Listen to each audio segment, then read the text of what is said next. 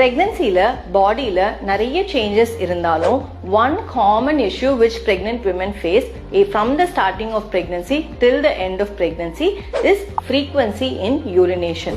And in the frequency in urination நார்மலா இல்ல இது யூரின் இன்ஃபெக்ஷனுக்கான ஒரு சைனா அப்படின்னு பிரெக்னன்சில நிறைய வாட்டி கன்ஃபியூஷன் இருக்கும். பிகாஸ் நார்மல் பிரெக்னன்சில பேபி க்ரோ ஆகும்போது அந்த யூட்ரஸ் பிளாடர்ல பிரஷர் கிரியேட் பண்றதுனால frequent urination இருக்கும். பட் சில பேருக்கு இந்த frequent urination can also be a sign of urine infection. So உங்க டாக்டர் உங்களுக்கு பிரெக்னன்சில every 3 months once urine routine test advise பண்ணுவாங்க.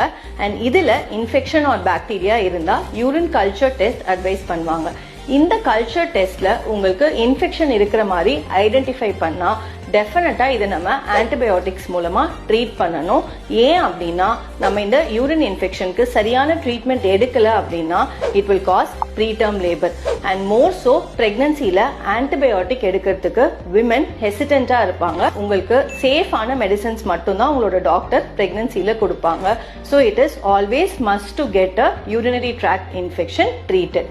இதை தவிர ஜென்ரலா having lot of water, tender coconut, keeping yourself hydrated and முடிஞ்ச வரைக்கும் public washroom யூஸ் பண்றத avoid பண்றது மூலமா we can prevent urinary tract infections in pregnancy.